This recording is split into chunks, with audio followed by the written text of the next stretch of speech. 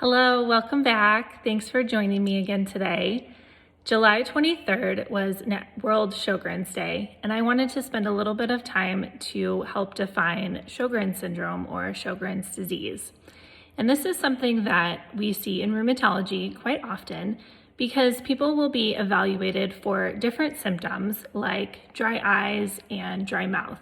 So the workup may start with your primary care, or it can start with an eye doctor, or even a dentist may suggest that you're evaluated for Sjögren's if they notice that you lack a lot of salivary pooling at the bottom of your mouth, or when cleaning your teeth, if you have a lot of new cavities or dental decay or gum disease.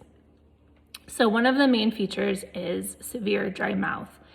And in the past, we used to do a lot of lip biopsies of the area right underneath the main part of the lip on the inside to essentially test to see if you have inflammation of those glands that produce saliva. That's not a procedure that's done very often anymore because it's painful and leaves irritation at that biopsy site. So we don't recommend it for everyone, but it still can be done. Another thing that is picked up on is very dry eyes or difficulty tearing even. So people will notice that they just have like a sandpaper gritty texture feeling when they blink their eyes. And it's common in dry weather areas like Arizona. It's very dry in the desert, but if you have abnormal dryness that doesn't really get better with hydration or keeping your eyes lubricated with over-the-counter eye drops, things like that. So if you struggle with dry eyes, check in with your eye doctor and see if it's possible that maybe you have signs of Sjögren's. Other things that cause dryness that is unrelated are antihistamines like allergy medications and some other types of medications. So it's important to go over those things with your healthcare team as well. Some other symptoms that people might not necessarily know about that go along with Sjögren's, people can get arthritis, not the typical arthritis that's associated with rheumatoid arthritis, but you can still get a low-grade inflammatory arthritis that does improve with medication.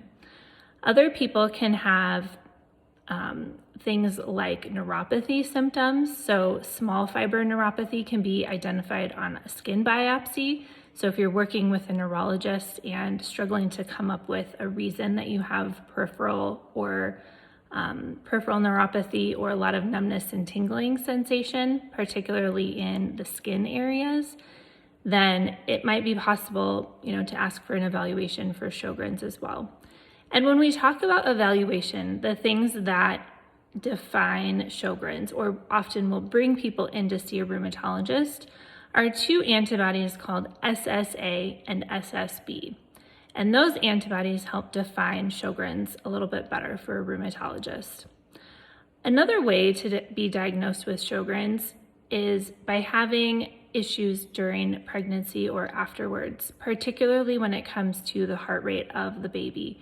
So women who are carrying children that are born with what we call fetal heart block should always be evaluated for Sjögren's because those antibodies may contribute to heart block in another pregnancy.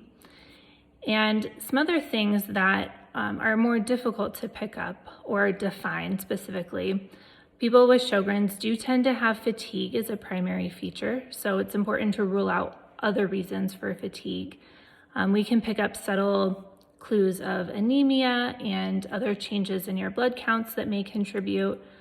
But moreover, if you're someone who struggles with dry eyes and dry mouth, it can be very helpful to be evaluated for Sjögren's. And meet with a rheumatologist to discuss what are some features that may define this condition for you and what are the ways that we can help you through this. Primarily, we treat with symptomatic relief, meaning we help with the symptom that is the most bothersome for you. And if you haven't already tried prescription eye drops for dry eyes, that's a great place to start. And then really following with your dentist to make sure that you have good oral health because that's very important with dry mouth. Other than that, please leave a comment or question and I'd be happy to answer the best that I can. And I just wanted to bring a little bit more light into something that we treat called Sjogren's. All right, thank you so much. See you next time.